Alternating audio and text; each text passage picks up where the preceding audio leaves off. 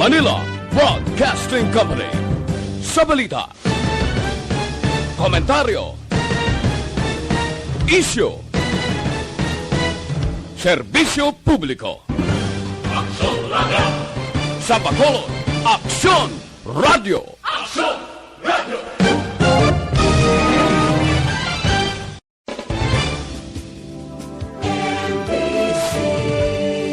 Manila Broadcasting Company. Sa balita, Aksyon! Balita Evening Edition. Magadulong sa inyo sa mga nagapanguna ng balita lokal, national, international, sports, kag entertainment. Aksyon! Aksyon! Balita Evening Edition. Kag karon ang inyong news team. Una sa balita, una sa aksyon. Bayang gabi syudad sa Bacolod, Western Visayas, kag Bugos nga Pilipinas. Welcome na sa pangalagad sa Aksyon Balita Evening Edition. Karon nga adlaw Huwebes sa Marso 11, 2021. Ako ang inyong tag balita, Aksyon Dale Salazar. Para sa mga headlines, una kita sa mga balita lokal. AstraZeneca vaccine sa mag-abot sa probinsya buwas o kun sa Sabado. IATF Resolution 101 ipatuman sa Negros Occidental. Sa balita national, DILG strikto nga ipatuman ang Uniform Travel Protocol. PDP laban ginaduso si Presidente Duterte nga magpapili sa Vice President. Detalye sa mga balita lokal pagkatapos gidamang sini.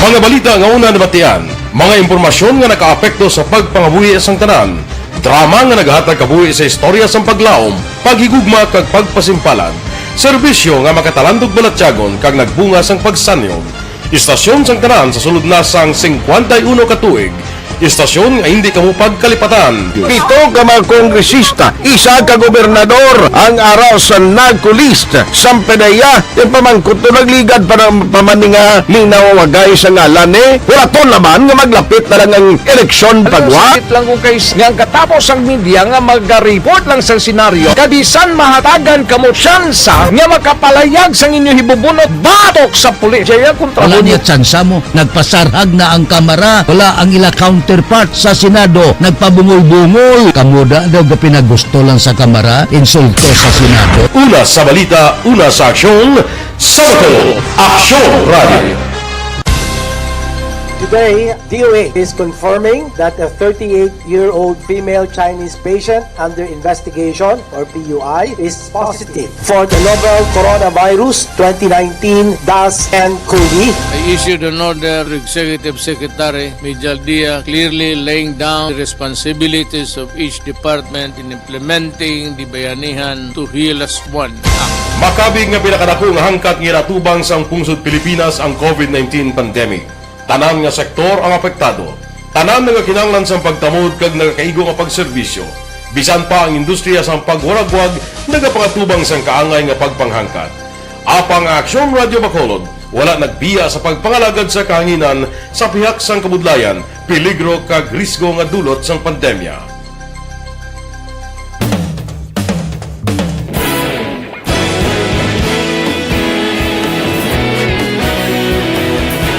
Sa sunod na sang 51 ka tuig, nasaksihan ang dedikasyon sa Aksyon Radio Bacolod sa pagdulong sa mga balita kag impormasyon para sa interes sang mga pumuluyo.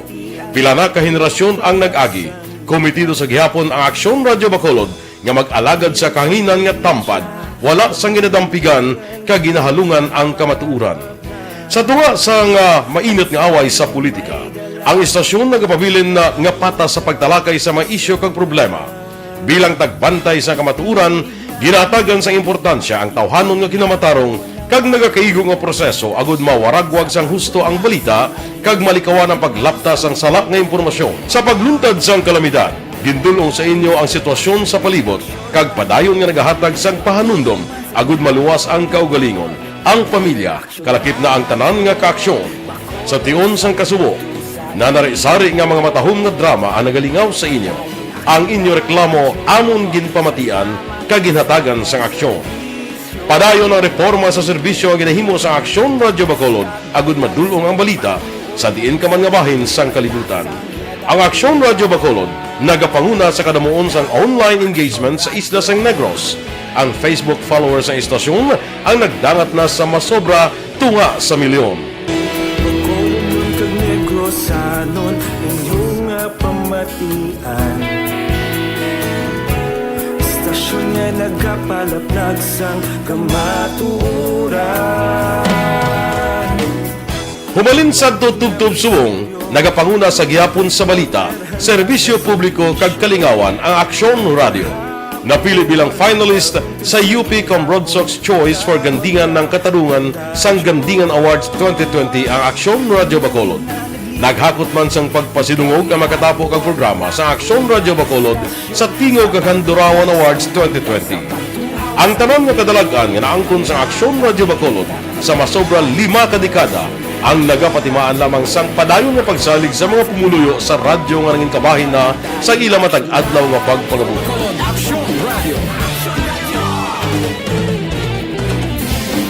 Una sa balita, una sa aksyon, sa Bacolod Aksyon Radio.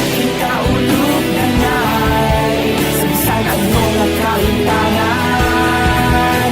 Responsable ang pagbalita, pagkain nga Na morning, bilog nga dakpanwa sa Bacolod, bilog nga probinsya sang Negros Occidental. Aksyon Hotline. Mayad-ayad nga aga sa liwat sa aton sining nga magka-aksyon nga nagamonitor na karon nga aga sa aton.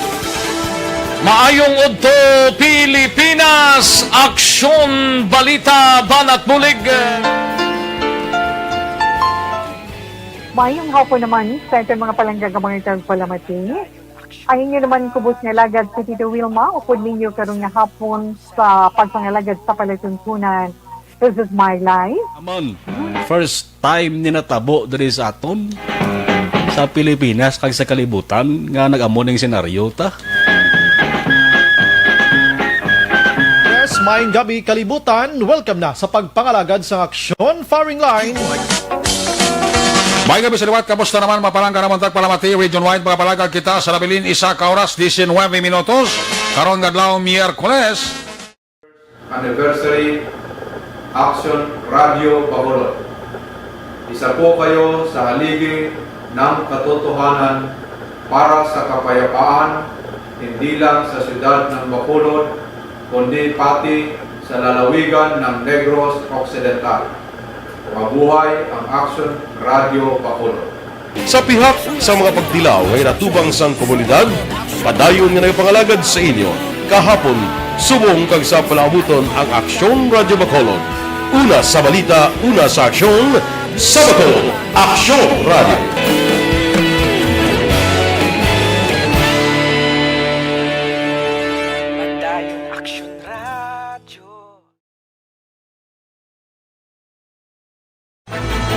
Do not just throw away questions and statements. Kasman ang aton sining nga Facebook page, pagiya sa Aksyon Radio Bacolod.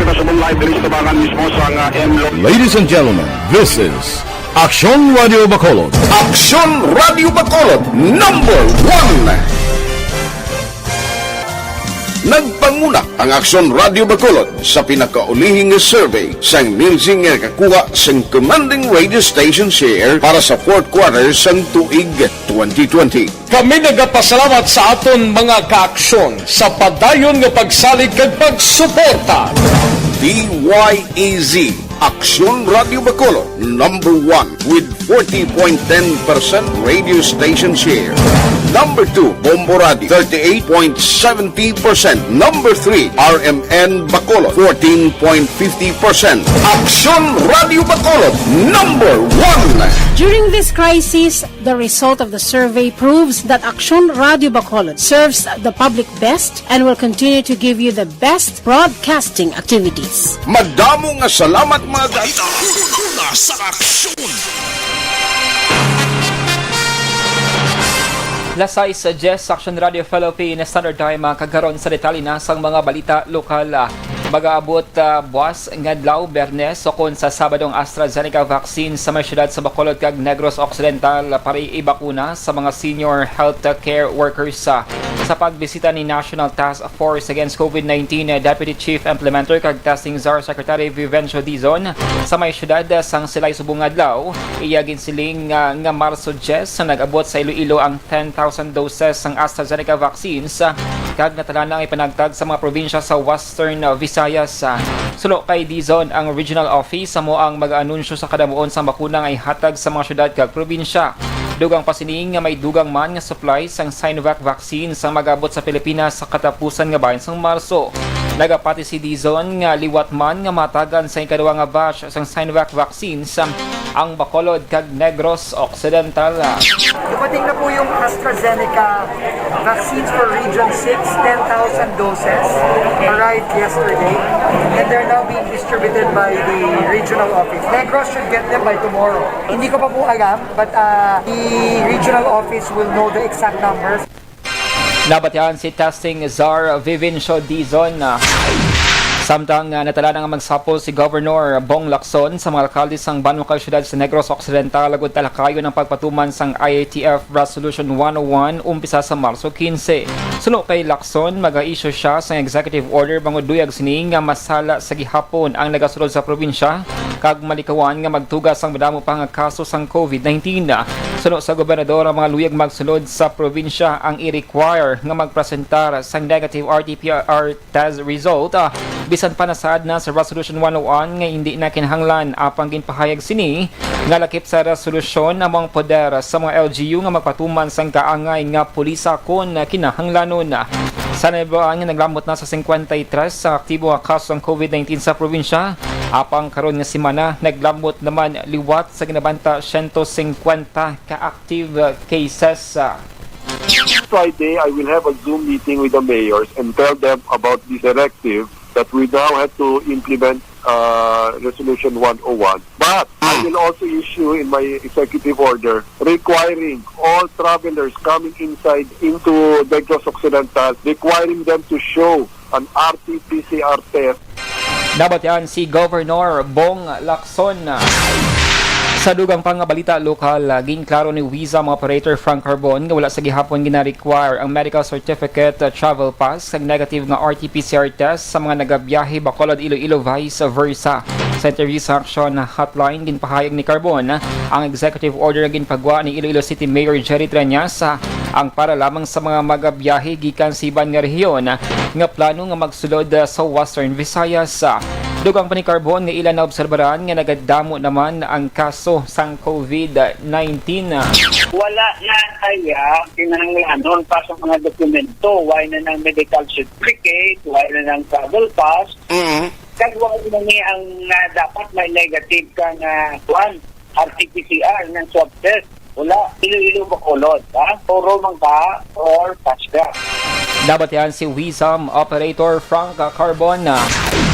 Sa dugang pang balita lokal, natapos na sang DPWH ang improvement sa evacuation center sa may barangay Vista Alegre, syudad sa Bacolod nga gin-convert bilang quarantine facility para sa LGU sa Bacolod City. Suno kay Congressman Greg Gasataya, ang mga proyektong natala nga i-turn over sa lokal nga panguluhan sang syudad buwas nga daw Bernes kadungan man sa patukod nga isolation facility sa barangay Alihis. Suno sa kongresista, may arasan 45 tanan ka mga cubicle o kwarto ang evacuation center, samtang 32 naman ka mga kwarto ang sa barangay Alihis. Dugang pasining nga ini nga proyekto ang ginkuha gikan sa pondo sa idalom sang bayanihan law. So, humana ni siya, and this will be turned over to the Bacolod City LGU. So, good for 45 cubicles ang paobra sang national government through DPWH Regional Office. Dapat yan si Congressman Greg Gasataya. Sa katapusan nga balita lokal, nalukpan sang kaugalingon nga armas sang isa ka miyembro sang Silay PNP samtang nagapatigayon sang surveillance monitoring sa may sitio Lunoy, barangay Mambulak, syudad sang Silay sadtong Martes sang gabi. Ginpahayag sang hepe nga si Police Major Rolly Pondevilla Ang biktima hungod nga ginhingago ang ngalan apang isa ka patrolman kay na-assign sa anti-narcotics operations. Sulod kay Ponevilla nahulog ang service firearms ang patrolman niya si hawak kag nagtupa sa semento nga gilayon nga naglupok kag naigo pa ang paas ang pulis. Palayag ni Ponevilla hindi malubhang pilas ang pulis kag gilayon man nga nakagawa sa hospital nga karon yara na sa maayo nga kahimtangan apang wala anay ginapad duty. Ginpathagman sang hepe nga isa ka aksidente ang natabo gani wala sang anuman nga salabton ang patrolman. Gingkaruman ni Ponevilla nga lehitimong operasyon sang biktima kag upod sini ang isa ka korporal. Sa balita, sa aksyon. Lasay sa 15 Action Radio Philippine Standard Time DTX 500 capsule mga kaaksyon nagabulig panubos ang blood sugar level subong man sa pag-prevent sang oxidation sang LDL cholesterol nga mong nagabara sa mga kaugatan. Sa daw nga pag-inom sang DTX 500 malikawan ang duwa ka mga main causes sang kidney disease nga mong diabetes kag hypertension. DTX 500 capsule. Do not just throw away questions and statements. Kasma nga aton sining nga Facebook page pagiya sa Aksyon Radio Ladies and gentlemen, this is Aksyon Radio Bacolod. Aksyon Radio Bacolod number 1. Nagpanguna ang Aksyon Radio Bacolod sa pinakaulihing survey sa ninsing nga kakuha sa commanding radio station share para sa fourth quarter sa tuig 2020. Kami nagapasalamat sa aton mga kaaksyon sa padayon nga pagsalig kag pagsuporta.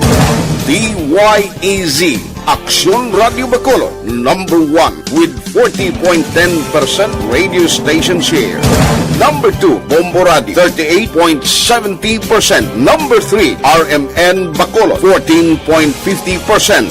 Aksyon Radio Bacolod number 1. During this crisis, the result of the survey proves that Aksyon Radio Bacolod serves the public best and will continue to give you the best broadcasting activities. Madamo nga salamat mga kaaksyon for making us number 1. Aksyon Radio Bacolod number 1.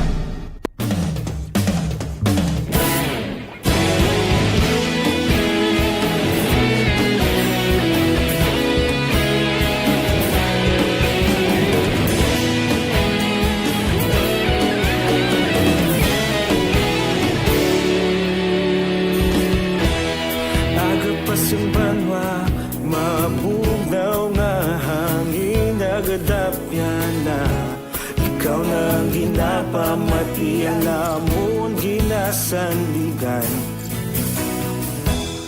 Tingog sang probinsya kamatuuran ginapalap na Minsay nga may dala paglaom kag kasanat Tinuig na nagligan ikaw gihapon ang ako nga istasyon Sa pagbudlak sang adlaw sa pagtuhaw sang biton Mga balita nga dala inspirasyon Aksyon radyo Bacolod man sa gihapon Padayon Aksyon radyo Bacolod saludo sa imo Padayon Aksyon radyo Salamat isa pa serbisyo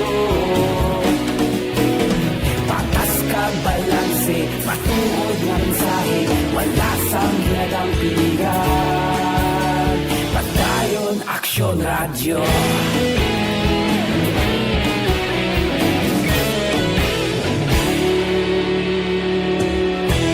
Bacolod nun kag Negros sanon Inyong pamatian Istasyon nga nagapalaplag sang kamatuuran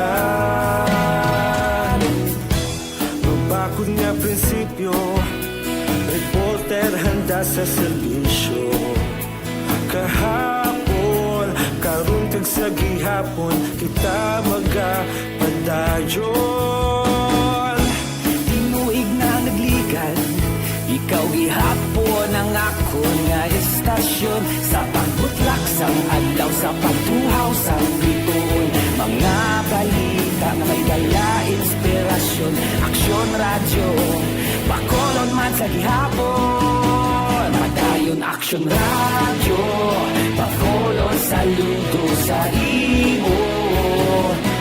Padayon Aksyon Radio, salamat sa pagserbisyo.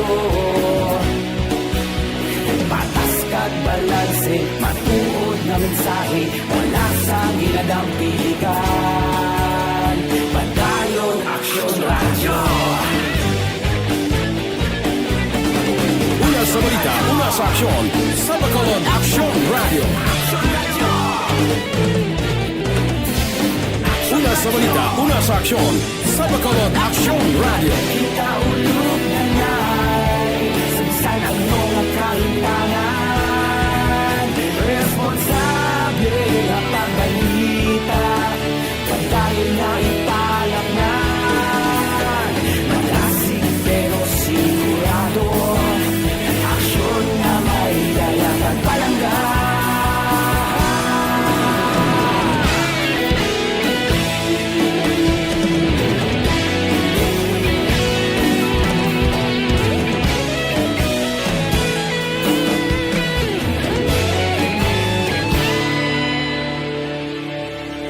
Padayon Aksyon Radio, Bacolod saludo sa imo. Padayon Aksyon Radio, salamat gid sa pagserbisyo. Padayon Aksyon Radio, Bacolod saludo sa imo. Padayon Aksyon Radio, salamat gid sa pagserbisyo. Patas kag balanse, matuod na mensahe, wala sang ginadampigan. Padayon Aksyon Radio.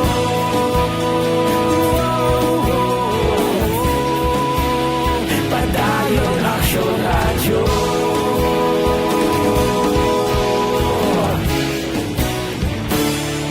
Padayon Aksyon Radio.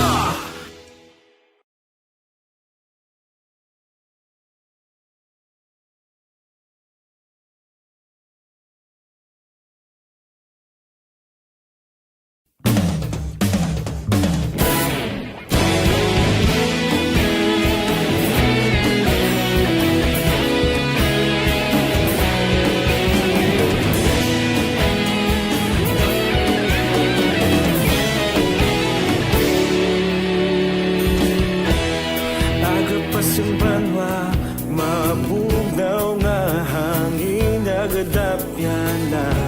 Ikaw nang ginapamati ang namon ginasandigan.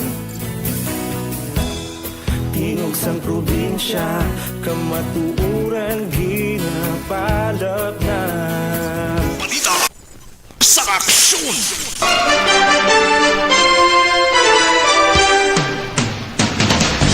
Lasay sa 23 Aksyon Radio Philippines Standard Time kagkaron sa nasang Balita National. Mag-isyong DILG sang Memorandum Circular nga nagapatuman sang paghalog sang travel protocol sa tunga sang COVID-19 pandemic.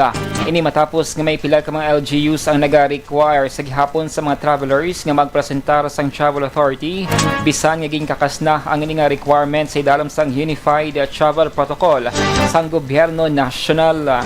Sa media briefing ginpahayag ni DILG Undersecretary Jonathan Malaya, ilan ang obserbaran nga may mga LGUs sa tubtob karon ang wala nagasunod sa IATF Resolution 101. Ginapaabot subong nga semana ipagwang Memorandum Circular. Sa nabluan ng paghalog sa mga travel requirements ang nagatuyo nga liwat nga makabangon ang ekonomiya. Samtang ginkompirmar sa NBI nga cyber attack ang main website sang Gobyerno National. Suno kay NBI Cybercrime Division Chief Victor Lorenzo, ang website nga www.gov.ph ang naka-eksperyensya sang denial of service attack. Bangon sini unavailable sa users ang website. Ang website ang ginatawag man nga National Government Portal nga nagatuyo nga malikawan ang physical visit sa mga may transaksyon sa gobyerno. Suno kay Lorenzo, ang NBI ang nagapakig-angot na sa Department of Information and Communications Technology para mumpisa na ang investigasyon. Kumpiyansang NBI nga ilang matrace ang hackers nga responsable sa sining insidente. Kahapon nga daw Merkules, ang grupo nga Cyber Philippines for Human Rights Rights ang nag-email sa media kang nagpahayag nga nangin madinalagon ang ila denial of service attack sa website. Tuyo sang grupo nga ipalabot ang mensahe kay Presidente Rodrigo Duterte kag sa iya gobyerno nga unta na ang pagpamatay sa mga sibilyan. Una sa balita, una sa aksyon.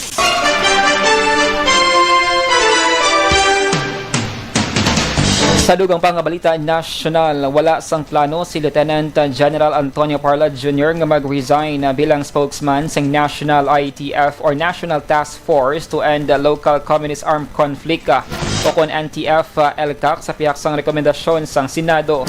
Sunod kay Parlad, ini ang rekomendasyon lamang kag ang executive branch sa gihapon na buwang magadesisyon. Ang rekomendasyon sang Senado ang kabahin sang report sang National Defense Panel ang sa investigasyon sang insidente sang red tagging. Nasad sa committee report nga nabutang sa malain ng anti-insurgency campaign kag ang anti-terror law matapos ang komento ni Parlad sa pila ka personalidad nga ginaligar miyembro sang komunista. Samtang nagapanawagan naman ang mga miyembro sang PDP laban kay Presidente Rodrigo Duterte nga magpapili sa pagka-vice presidente sa 2022 elections. Sunod kay Deputy Speaker Eric Martinez, mayara na sang resolution nga nagapangabay ang mga miyembro sang partido nga magpapili si Duterte sa pagka-vice presidente. Sunod kay Martinez, ang PDP members sa National Capital Region among unang nag-adopt sang resolution. Ginpathagman sining tuyo sila panawagan nga mapadayon ang pulisa nga ginumpisahan na sang presidente. Sunod sa mga election lawyer, wala sang legal prohibition kung ang presidente ang magapapili sa eleksyon sa tion nga matapos na ang iya nga termino. Sa balita, una sa aksyon. Lasay sa 27 Action Radio Philippines Standard Time D3 Bio mga ka-aksyon. Ang D3 Bio mayroon sang extra virgin coconut kag vitamin D3. Makabulig improve sa aton nga mental ability, makaprotect sa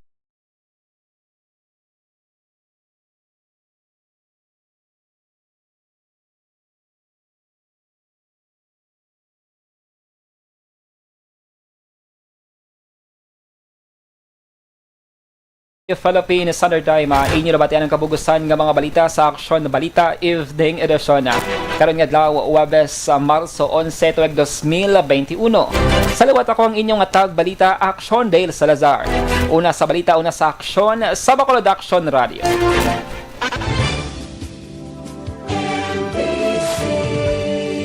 Manila Broadcasting Company. Sa balita, komentaryo, issue, serbisyo publiko. Aksyon Radio.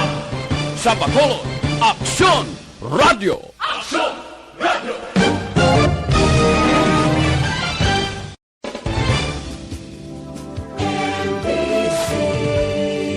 Manila Broadcasting Company. Sa balita, komentaryo, issue, serbisyo publiko. Aksyon Radio. Sa Bacolod, Aksyon Radio. Aksyon Radio.